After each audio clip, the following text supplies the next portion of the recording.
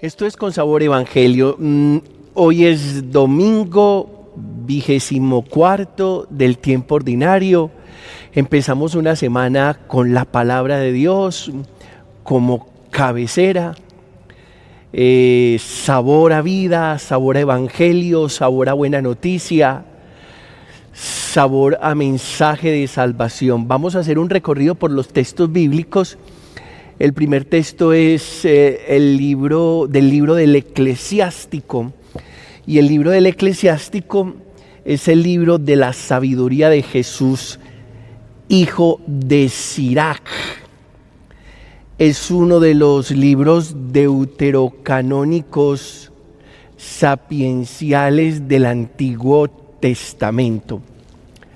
Común y familiarmente llamado libro de Sirácida, la tradición latina lo ha llamado libro del Eclesiástico.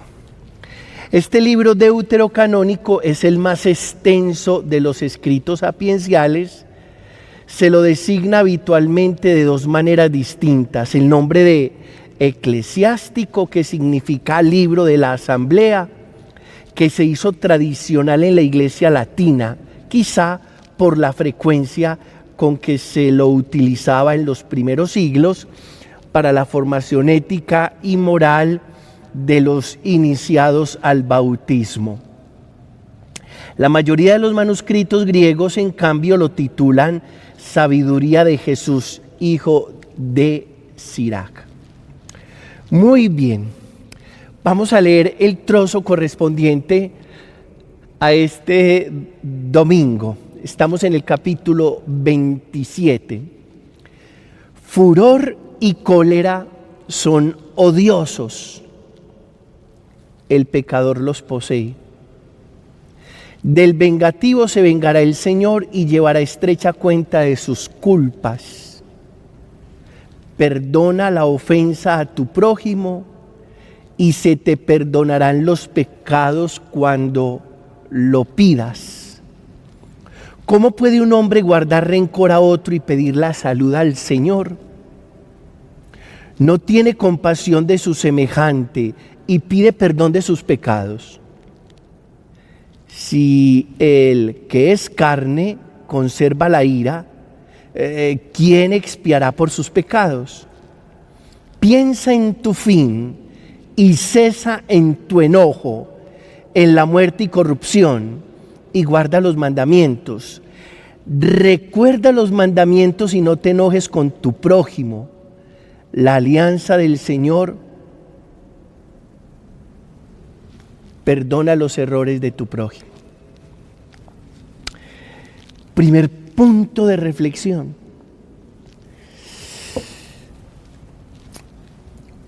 Furor y cólera son odiosos.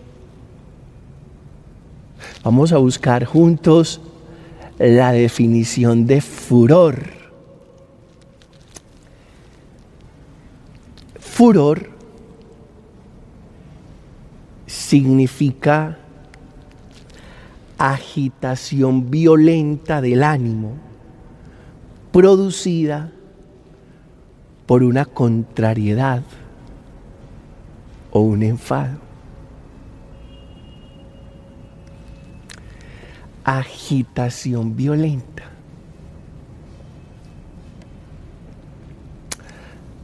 Pongámonos de acuerdo. Toda la propuesta de Jesús gira en torno a la no violencia. Señor, ¿quieres que mandemos a caer fuego y azufre del cielo? No.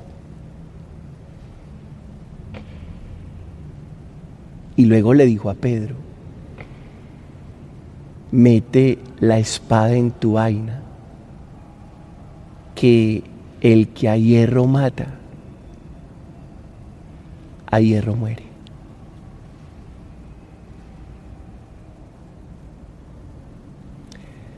Jesús no fue un incitador de violencia. aunque sus discípulos creyeron que era la única manera de instaurar el reinado de Dios. Pero el reinado de Dios no se instaura a través del furor. Furor, que ya dijimos, es agitación violenta del ánimo. Y hoy te invito a que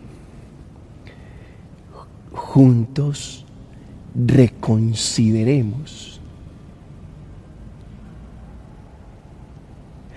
y, reconsiderando nuestras expresiones y nuestras reacciones, hagamos el debido discernimiento para saber qué tan violentos somos.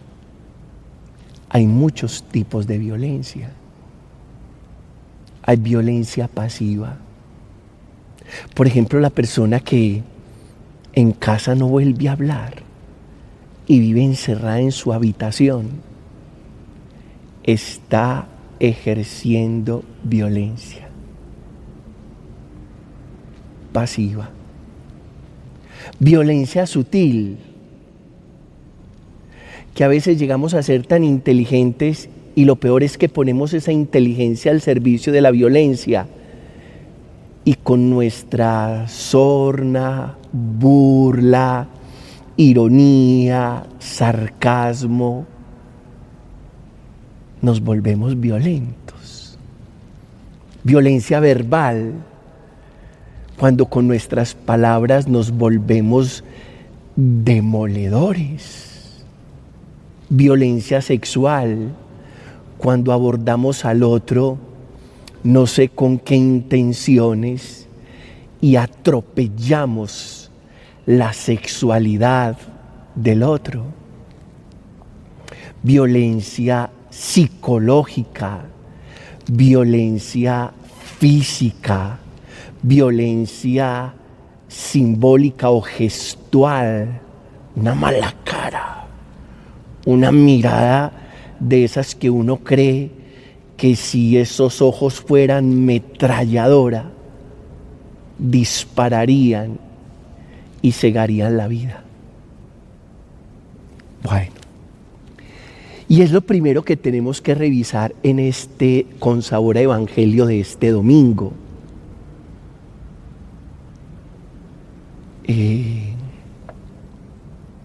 Ese furor, que vuelvo a repetir, esa agitación violenta del ánimo producida la agitación por una contrariedad, no nos hace bien.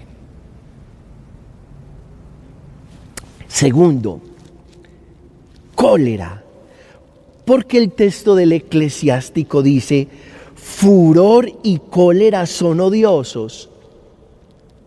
Y vamos a ver qué significa cólera. Y usted busca en el diccionario cólera y lo primero que aparece es enfermedad bacteriana, por lo general se propaga a través del agua contaminada. Y obvio que eso no es lo que estamos buscando de la palabra cólera, pero me llamó tanto la atención que la voy a usar para definir cólera. Enfermedad producida por beber agua contaminada. Y es probable que uno se trague un mundo de emociones contaminadas que lo lleven a volverse colérico. Bueno, la pregunta es: ¿tú qué estás haciendo con toda esa información externa que te genera contrariedad? ¿Tú qué haces con la información externa que te produce contrariedad de tu pareja? recibes toda esa información. Recuerda que cuando el otro está vomitando toda esa información contaminada, ojalá tú no la recibas, de tal manera que seas capaz de abstraerte de esa información contaminada que te produce cólera, enfermedad bacteriana del alma. Para decir a renglón seguido que todo lo que el otro, y perdóname esta expresión, todo lo que el otro está vomitando, tú no te lo tienes que tragar. Eso suena muy feo. Todo lo que el otro está expresando de manera nociva, tú no lo tienes que recibir. Aprende a abstraerte de tal manera que la basura emocional del otro no caiga sobre ti, sino que el otro no sé qué va a hacer, pero le tocará reciclar toda esa información contaminada. Nadie le recicla la basura emocional a nadie. Cada uno. De tal manera que no me dé cólera. Es decir, que yo no me trague esa agua contaminada, que no es otra cosa más que cólera, enfermedad bacteriana. Tercero, el libro del Eclesiástico, que por supuesto ya dijimos, es uno de los libros deuterocanónicos sapienciales del Antiguo Testamento, del segundo canon sapienciales, sabiduría del Antiguo Testamento, del primer testamento de la Biblia. Dice, piensa en tu fin y cesa en tu enojo. Y eso tiene una carga sapiencial tremenda. Piensa en tu fin y cesa en tu enojo. ¿Cómo así que debo pensar en mi final para poder cesar en mi enojo? Hagamos este ejercicio.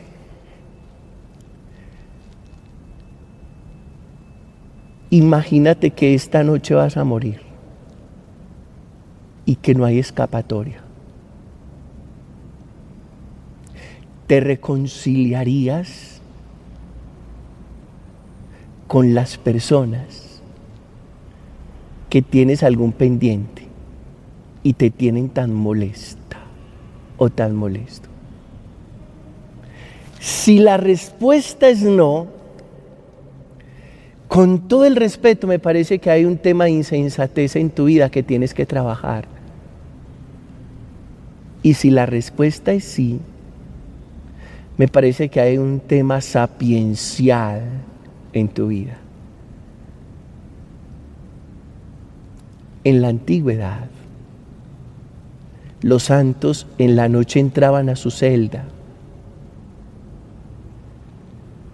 y hacían contemplación del misterio de la muerte. Y por eso vivían en santidad, porque todo el tiempo se confrontaban con nuestra hermana la muerte, como la solía llamar Francisco de Asís. Y por eso no tenían ninguna razón para almacenar, anidar, cultivar enojos. Piensa en tu fin y cesa en tu enojo.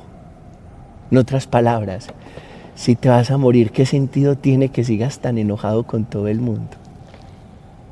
¿Acaso quieres ser recordado como un enojón o una enojona de 7 suelas? Yo te digo la verdad, no sé si por ego, pero yo no quisiera ser recordado por los que amé y me amaron como una persona agresiva, violenta, llena de cólera, enojada todo el tiempo.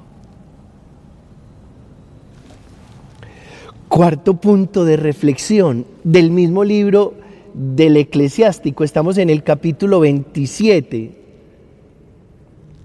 Recuerda los mandamientos. El tema del perdón en la espiritualidad judía y cristiana es inexorable, inalienable, imprescindible. Dice el texto del Eclesiástico que recuerda los mandamientos. Es decir, no se te olvide la palabra de Dios, porque si se te olvida la palabra de Dios, que siempre te está recalcando el tema del perdón, de la misericordia, de la comprensión, de la compasión, estás en serios problemas. El tema del perdón es un tema demasiado importante en la vida cristiana y no tiene descuento. Quinto, ¿cómo puede un hombre guardar rencor a otro y pedir la salud al Señor? Si ya sabemos que rencor viene de rancer y rancer significa vinagre. Entonces el rencor lo único que produce es un vinagre en el alma que lo descompone todo desde adentro hacia afuera. Y no solo enferma tu alma, sino que también es capaz de enfermar tu cuerpo. Hipertensión, estrés, insomnio, enfermedades cardiovasculares, baja de defensas. Y por eso el libro del Eclesiástico dice: ¿cómo puede un hombre guardar rencor a otro y luego decirle al Señor: Señor, dame la salud, Padre eterno, en el nombre de Jesús, sáname de esta enfermedad? Es imposible. ¿Por qué? Porque el perdón está directamente relacionado con la salud y la salud con el perdón. Sexto punto de reflexión. El texto del Salmo de hoy lo único que revela es el semblante perdonador, amoroso y misericordioso de Dios. Salmo 102. Bendice, alma mía, al Señor, y todo mi ser a tu santo nombre. Bendice, alma mía, al Señor, y no olvides sus beneficios. Él perdona todas tus culpas, Él cura todas tus enfermedades, Él rescata tu vida de la fosa y te guarda de gracia y ternura. No está siempre acusando, ni guarda rencor perpetuo. No nos trata como merecen nuestros pecados, ni nos paga según nuestras culpas. Como se levanta el cielo sobre la tierra, se levanta su bondad sobre sus fieles. Como dista el oriente del ocaso, así aleja de nosotros nuestros delitos. Salmo 102. Él perdona todas tus culpas. Él cura todas tus enfermedades. Él rescata tu vida de la fosa y te colma de gracia y de ternura. Es el semblante, es el perfil del Dios amoroso y perdonador. Y siempre que hablamos de esto, a mí me encanta decir dos renglones adicionales. Dios es perdón porque acepta que seas lo que eres y porque respeta tu proceso conciencial. Porque conociéndote, decide no juzgarte, no condenarte, no señalarte. Por eso en la segunda lectura decíamos, si vivimos, vivimos para Dios, y si morimos, para Dios morimos. Ninguno de nosotros vive para sí mismo. Y es verdad. Pedro, ¿qué es vivir para uno mismo? Darse gusto, estar bien vestido, maquillarse, locionarse, comprarse unas buenas gafas, cuidar su presentación personal. No es eso. De hecho, ojalá nunca te falte eso.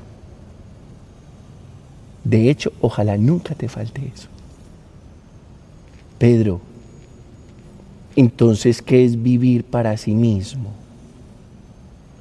Porque el texto que estamos proclamando de Romanos dice, ninguno de nosotros vive para sí y ninguno muere para sí mismo. Si vivimos, vivimos para el Señor, y si morimos, para el Señor morimos. Tanto en la vida como en la muerte somos del Señor. Vamos a cambiar Señor por amor. Si vivimos, vivimos para el amor. Y si morimos, para el amor morimos. Entonces no significa que esto que nos está enseñando el Señor a través de la carta del apóstol Pablo a los romanos nos quite la oportunidad del autocuidado, de la automisericordia, de querernos, de valorarnos, de presentarnos bien, de hacerle una ofrenda a nuestro cuerpo con una buena alimentación, con un buen vestir. Significa eso. ¿Qué significa? Ninguno de nosotros vive para sí y ninguno de nosotros muere para sí. Vea. Hay cosas en nosotros que son muy adhesivas a nuestra naturaleza, a nuestro ADN, a nuestra genética.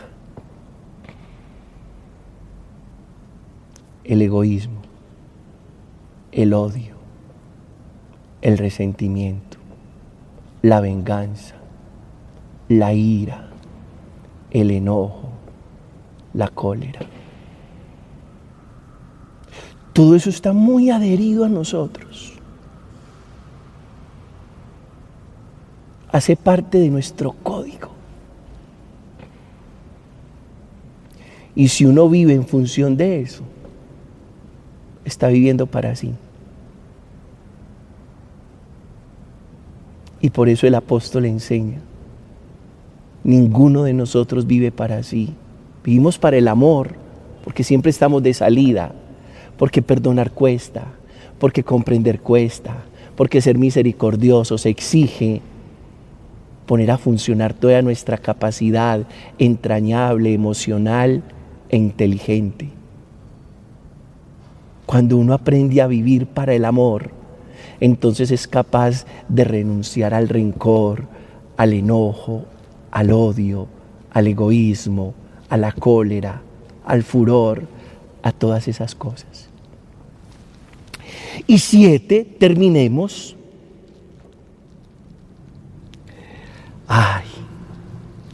Vamos a hacer con el Evangelio de hoy 2 o 3 definiciones de perdón, vamos a construirlas. El Evangelio de hoy, Pedro le pregunta a Jesús cuántas veces tengo que perdonar, hasta 7. Según la tradición judía era hasta 4 veces y Pedro dice 7 como para quedar muy bien con el maestro, y Jesús rebasa lo que Pedro está diciendo y le dice: no te digo hasta 7 veces, sino hasta 70 veces 7, que significa aprender a perdonar lo imperdonable. Porque la parábola siguiente habla precisamente de eso, de un hombre que perdonó una deuda que uno de sus siervos, no tenía cómo pagar. Es perdonar lo imperdonable, es perdonar lo impagable del otro. Lo que el otro no me puede pagar, que yo sé que no me puede pagar, porque esa cuenta está tan grande que yo sé que ya no es capaz de pagarme ni con que volviera a tener 2 vidas adicionales en este mundo. Pero construyamos juntos 2 o 3 definiciones de perdón. Son muy bonitas. La primera: el perdón es un acto de amor contigo mismo, pues el perdón te libera de una carga llena de amargura. Eso es genial. El perdón, cuando tú perdonas, tu perdón es un acto de amor contigo mismo, porque te liberas de una carga de amargura. Por eso, el que perdona es porque tiene una claridad inmensa sobre lo que significa el amor propio. El perdón, un acto de amor contigo mismo, pues el perdón te libera de una carga de amargura, de odio y de rencor. Primera definición. Por eso, el que va lleno de rencores, en el fondo, está saboteándose a sí mismo, está dañándose a sí mismo, está haciendo algo en contra de sí mismo. Vámonos con una segunda definición. Perdonar es aprender a ver al otro como lo ve Dios. Eso es fascinante. Perdonar es aprender a ver al otro como lo ve Dios. ¿Cómo ve Dios al ser humano? Cuando tú perdonas, estás aprendiendo a ver cómo Dios ve la gente. Y yo le agrego algo que me parece fundamental. La mayoría de nuestros juicios, venganzas y rencores son consecuencia del desconocimiento, es decir, son el resultado de nuestra ignorancia. Porque cuando uno no sabe del otro, solo se le ocurre vengarse, llenarse de rabia frente a esa persona, juzgarla, señalarla, condenarla, descalificarla. Pero cuando uno se acerca a la vida del otro y conoce del otro, ya no hay razones para el juicio, porque el conocimiento trae consigo el perdón. Entre más sepas del otro, entre más conozcas al otro, menos tendrás que reclamarle, menos tendrás que juzgarlo, menos resentimiento y rencor guardarás por él. Y vámonos con una última definición. Perdonar es aprender a ver al otro no culpable, sino inocente.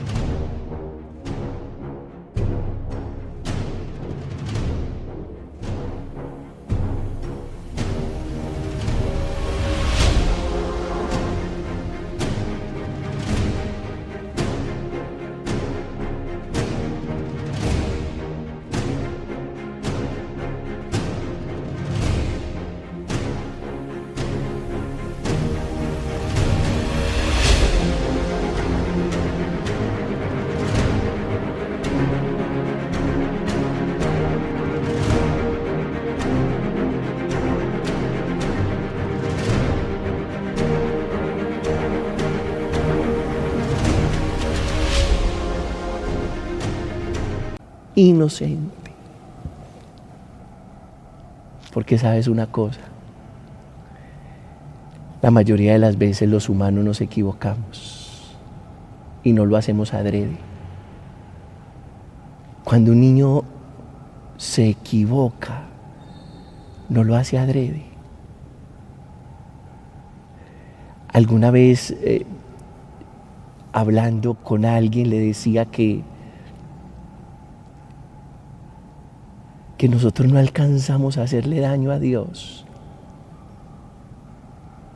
Primero porque nos conoce y segundo porque nos percibe inocentes, porque para Dios no dejamos de ser sus niños.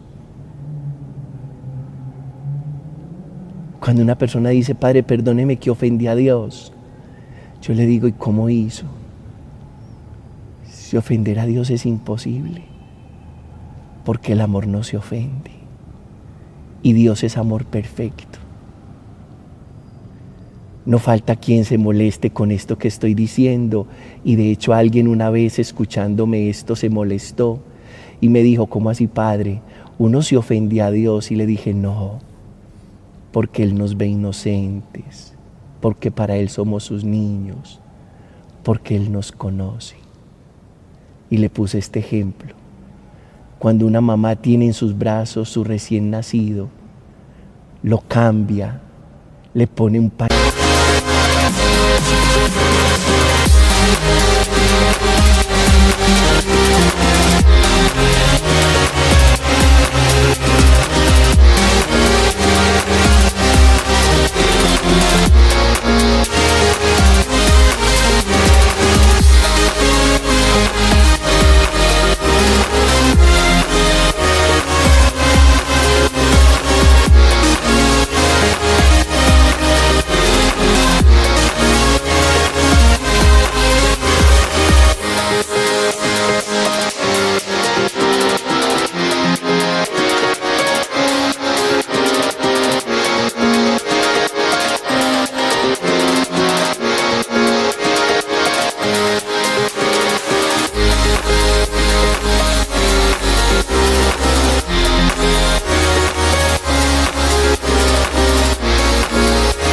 Pañal nuevo, y cuando le está poniendo el pañal nuevo, el niño vuelve y hace una gracia